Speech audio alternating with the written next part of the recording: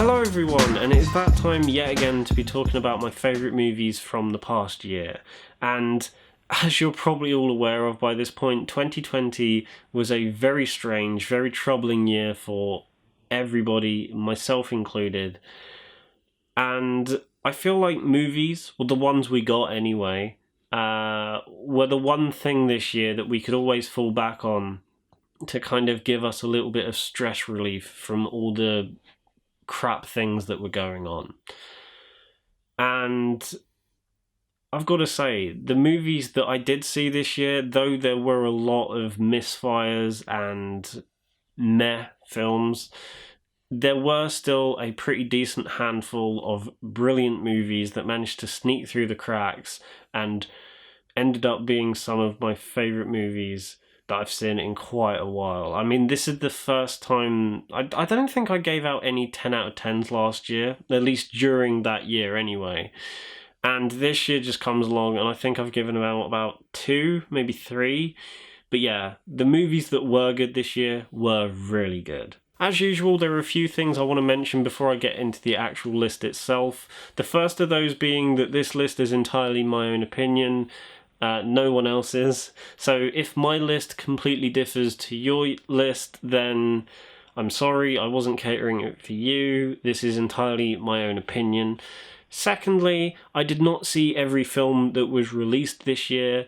Even though I've had plenty of time to watch a lot of movies this year, not every film was made accessible to me. There were either some movies that I just genuinely couldn't see because of, the situation that was happening in 2020. But there were also some movies that I really wanted to see that also didn't come to the UK yet. A few movies in particular that come to mind are Promising Young Woman, Palm Springs, One Night in Miami, and Nomadland. Movies that I desperately want to see, but haven't actually come out in the UK yet. Also, as usual, there are honourable mentions, movies that I still think are incredibly good and that I still highly recommend that you watch, but unfortunately just missed out on making the top 10 list. And my honourable mentions for this year are Mogul Mowgli, The Trial of the Chicago 7, Sputnik, Dick Johnson is Dead, Calm with Horses, The Invisible Man, and Lovers Rock. So, without any further ado, let's get straight into this list with number 10. Possessor is a brilliant example of how to do a simple and effective sci-fi concept very well with some incredibly trippy visuals.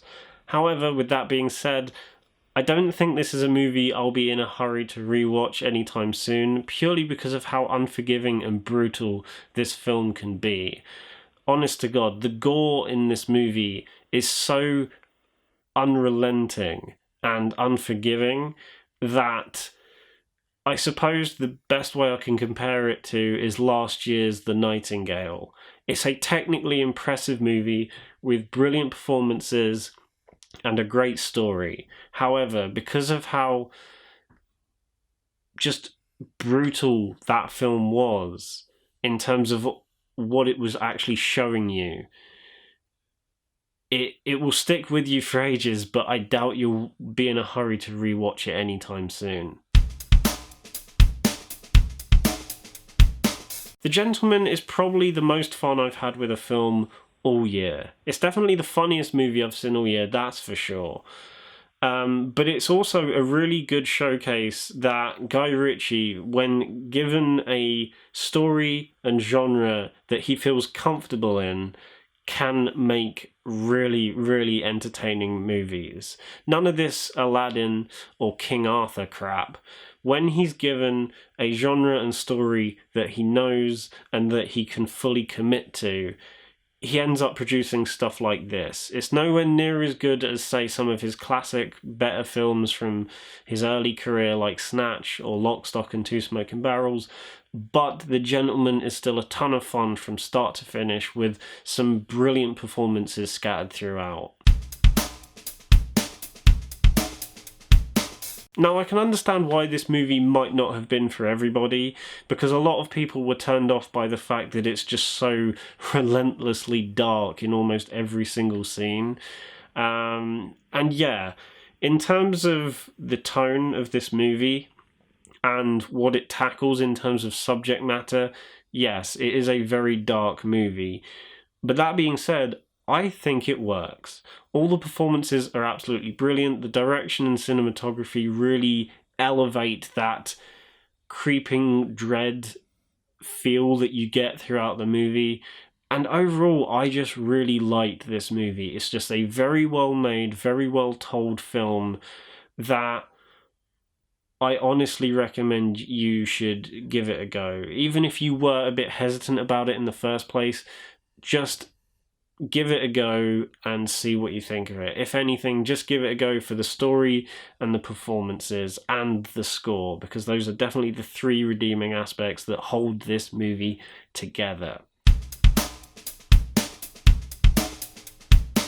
I know I didn't do a review for this movie, and that's mainly because I saw it quite late on in the year when I had a lot of stuff going on, but I genuinely think this is one of my favourite documentaries of the year. It's not my overall favourite documentary of the year, that's still to come, but what this movie had to offer in terms of telling an interesting story about a very interesting subject matter, that being the meme of Pepe the Frog and just meme culture in general, and how people can be corrupted very easily in a mental sense, I just thought was really, really fascinating. And the way this movie told all that in a very visually creative way, I thought just made this one of the most engaging documentaries I've seen in quite a while. Now, before I say anything about Tenet, I am 100% aware that it is not a perfect movie. Yes, the sound design is questionable at times. Yes, the dialogue is 90% exposition. And yes, the main character has very little character development given to him. I mean, his name is the protagonist, for crying out loud. But with all that being said, I would be lying to you if I didn't say that this is one of the most entertaining movies that I saw all year. And the fact that I was actually able to see it in a cinema, is one of the only movies that I was able to see in a cinema, just added to that experience. Everything from a technical standpoint to just how ballsy the concept is, and the fact that it does work. Just everything from that perspective, I think, is personally enough to redeem it, though it does have quite a few issues, like I stated a minute ago. But yeah, I love Tenet. It's not one of Nolan's best movies. It's definitely one of his more ambitious films, so to speak. But yeah, I loved almost everything about this movie, although I am aware that it's not his best and that there are issues. But in terms of what he was going for, it definitely delivered. When I heard that Steve McQueen was releasing not one, but 5 movies this year under the Small Axe anthology series, I was incredibly excited. And easily, the crowning jewel in that series was Mangrove. An incredibly poignant and hard-hitting movie that I loved every single second of. The way it split it into 2 halves by having the first half be purely focused on the characters and that community, and then the second half being the payoff of all that build-up with the courtroom trial, I just thought was an incredibly interesting way to handle it. And it just also showcases what some of these actors are capable of, and has, in my opinion, some of the most powerful performances of the whole year, with Sean Parks and Letitia Wright and Malachi Kirby, but also showcases Steve McQueen as a powerhouse director. If you have not seen this movie or any of the Small Axe films, you need to change that right now. For me, Never, Rarely, Sometimes, Always was my hidden gem of 2020. When I first watched it, I really, really liked it. But as more time passed and I let it sink in a bit more, I think I ended up loving this film.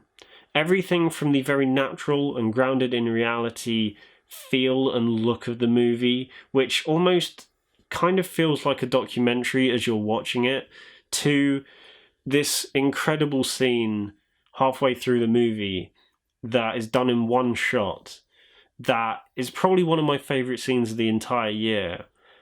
Just everything about this movie works, and it's one of those brilliant movies that's a very quiet and understated film that you don't expect much from, but then as you get more invested in these characters and the situation that they are stuck in, it then delivers an emotional gut punch as it goes on. And yeah, I just love this movie. Okay, so this is my favourite documentary of the year. The Reason I Jump is probably one of the most important documentaries that I've ever seen, and is a documentary that I feel like more people need to see, because what it is telling you and showing you about autism and how autistic people have to deal with everyday life is such an important and misunderstood thing in our current culture and society that I feel like this documentary will be able to clear a lot of those things up. And from the way it's shot to just the stories that it tells about these various people around the world and how it uses visuals to complement that and get the point across, I think make this one of the most important films / documentaries of the year.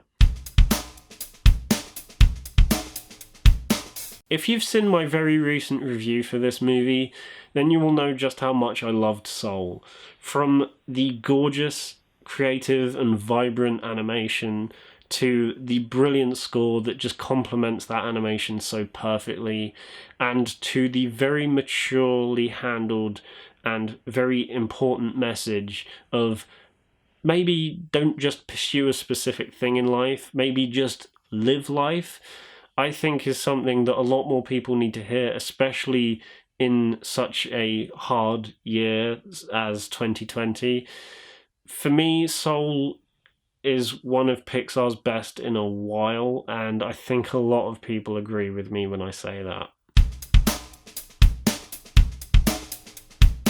If you saw my London Film Festival video, then you probably would have seen this coming a mile away, but there's no denying that Another Round is hands down my favourite movie of the entire year. It's such a joyous and uplifting experience to watch unfold that is strengthened by the chemistry between the main four actors.